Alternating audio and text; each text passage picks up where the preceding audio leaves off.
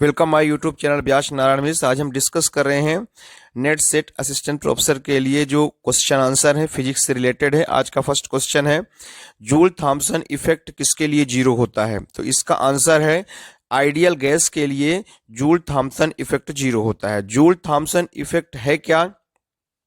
जब किसी गैस को हाई प्रेशर से लो प्रेशर की ओर किसी पोरस प्लग के थ्रू पास कराते हैं तो उस गैस का टेम्परेचर चेंज हो जाता है।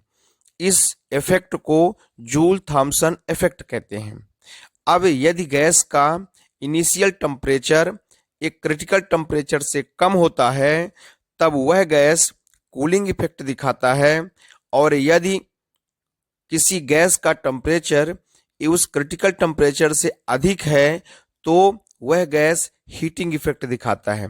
नॉर्मली हाइड्रोजन, हीलियम और नियॉन को छोड़ करके सभी गैसें जो है वो कूलिंग इफेक्ट दिखाती हैं, क्योंकि हाइड्रोजन, हीलियम, नियॉन के लिए जो क्रिटिकल टेम्परेचर है इतना कम होता है इस जिसके कारण normal temperature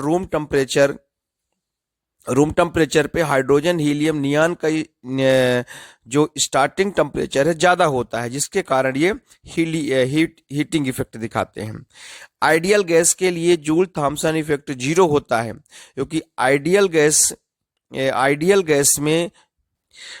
gas critical temperature को फॉलो करता है, और अगर कोई गैस का टेम्परेचर क्रिटिकल टेम्परेचर के इक्वल है तो वह न तो हीटिंग इफेक्ट दिखाएगा न तो कूलिंग इफेक्ट दिखाएगा, उसके लिए जूल थॉम्सन इफेक्ट जीरो होगा।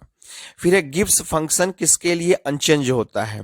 तो गिब्स फंक्शन आइसोबेरिक प्रोसेस में अनचेंज्ड होता है। आइसोबेरिक प्रोसेस का मतलब होता है जिसमें प्रेशर इक्वल होता है। जब प्रेशर इक्वल होता है तो उसको आइसोबेरिक प्रोसेस बोलते हैं। जब टेम्परेचर इक्वल होता है तो उसको आइसोथर्मल प्रोसेस बोलते हैं, और जब वॉल्यूम इक्वल होता है तो उसको आइसोकोरिक प्रोसेस बोलते हैं। जब एंट्रोपी इक्वल होता है तो उसको आइसोएंट्रोपिक प्रोसेस बोलते हैं। तो गिब्स फंक्शन जो है आइसोबेरिक प्रोसेस में अनचेंज होता है। गिब्स फंक्शन एक तरह की एनर्जी होती है। एब्सोल्यूट जीरो टेम्परेचर पे Cp माइनस Cv की वैल्यू कितनी होती है? तो इसका आंसर है जीरो होता है, क्योंकि एब्सोल्यूट जीरो टेम्परेचर पे जो स्पेसिफिक हीट होता है, चाहे वो कांस्टेंट प्रेशर पर स्पेसिफिक हीट हो या कांस्टेंट वॉल्यूम पर स्पेसिफिक हीट हो, वो दोनों की वैल्यू जीरो हो जाती है। क्योंकि एब्सोल्यूट जीरो टेम्परेचर पे ये माना जाता है कि जो उसके एटम हैं, मॉलिक्यूल्स हैं, वो फिक्स हो जाते हैं, उनकी जो पोजीशन है वो फिक्स हो जाती है, और इस कंडीशन पे जो एंट्रोपी है वो जीरो हो जाती है। Cp माइनस Cv की वैल्यू भी क्या हो जाएगी? फिर जीरो हो जाएगी, क्योंकि इस कंडीशन पे स्पेसिफिक हीट की वैल्यू भी जीरो हो जाती है। अगर ये लाइट की जो स्पीड है सभी डायरेक्शन पे सेम होता है तब वो फ्रेम ऑफ रेफरेंस क्या कहलाएगा? तो वो फ्रेम ऑफ रेफरेंस हो जाएगा inertial frame of reference. Frame of reference दो प्रकार के होते हैं, एक होता है इनर्शियल फ्रेम ऑफ रेफरेंस और एक होता है non inertial frame of reference. जो फ्रेम ऑफ रेफरेंस एक ऐसा पॉइंट होता है या पॉइंट का ग्रुप होता है जिसके करस्पॉन्डिंग किसी भी पार्टिकल की पोजीशन, मोमेंटम, उसकी कंडीशन को हम मेजर करते हैं। अगर फ्रेम ऑफ रेफरेंस में न्यूटन्स लॉ यूज कर सकते हैं तब उस फ्रेम ऑफ रेफरेंस को इनर्शियल फ्रेम ऑफ रेफरेंस कहते हैं। इनर्शियल फ्रेम ऑफ रेफरेंस का जो एक्सेलरेशन है वो जीरो होता है। ये एक या तो रेस्ट पोजीशन में होता है या तो ये यूनिफॉर्म वेलोसिटी से मूव करता है। फिर जिसमें न्यूटन्स लॉ यूज नहीं होते उसे हम non inertial frame of reference कहते हैं।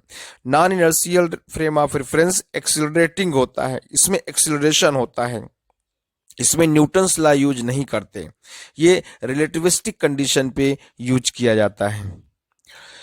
Y we can write in paper with pencil? जब हम पेपर में पेंसिल से लिखते हैं तो हम क्यों लिख सकते हैं? उसका रीजन है एडहेसिव फोर्स। फोर्स दो प्रकार के, एक कोहेसिव फोर्स होता है, एक एडहेसिव फोर्स होता है। जब सेम टाइप एटम के बीच में फोर्स लगता है उसे हम कोहेसिव फोर्स कहते हैं। जब दो डिफरेंट मटेरियल के एटम के बीच में फोर्स लगता है उसे एडहेसिव फोर्स कहते हैं। जब हम पेपर्स में पेंसिल से लिखते हैं तो पेंसिल के जो एटम और पेपर का जो एटम है उनके बीच में जो फोर्स लगेगा वो एडहेसिव फोर्स होगा, और पेंसिल के जो एटम है उनके आपस में जो फोर्स लगेगा वो कोहेसिव फोर्स होगा। यहाँ पर पेपर और पेंसिल में जो एडहेसिव फोर्स है उसकी वैल्यू ज्यादा होगी, और पेंसिल पे जो एटम है उनके आपस में जो फोर्स है जिसे हम कोहेसिव फोर्स कहते हैं वो कोहेसिव फोर्स की वैल्यू कम होगी। चूंकि एडहेसिव फोर्स की वैल्यू ज्यादा है इसलिए पेंसिल के जो एटम है जैसे हम पेंसिल चलाते हैं पेपर में उस पैटर्न में वो एटम अपना एक निशान छोड़ जाते हैं।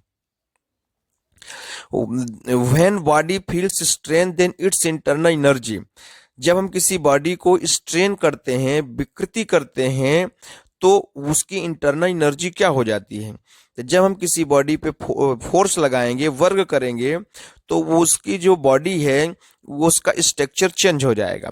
जब स्ट्रक्चर चेंज हो जाएगा मतलब उसको जो हम एनर्जी देंगे तो वो एनर्जी दो फॉर्म में उस बॉडी पे स्टोर हो जाएगी। एक तो उसका स्ट्रक्चर चेंज हो जाएगा और दूसरा जो उस बॉडी के जो एटम है उनकी एनर्जी बढ़ जाएगी, है ना।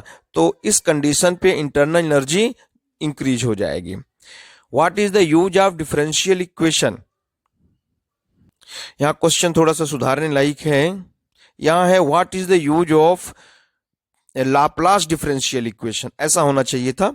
तो लाप्लास डिफरेंशियल इक्वेशन का यूज क्या है? तो इसका आंसर है कि ये पार्शियल डिफरेंशियल इक्वेशन को सॉल्व करता है। जो लाप्लास डिफरेंशियल इक्वेशन है ये क्या करता है? पार्शियल डिफरेंशियल इक्वेशन को सॉल्व करने के लिए यूज आता है। इस तरह से हमने क्वेश्चन आज डिस्कस किए। कोई डाउट हो तो कमेंट बॉक्स में कमेंट कर सकते हैं। Thank you very much.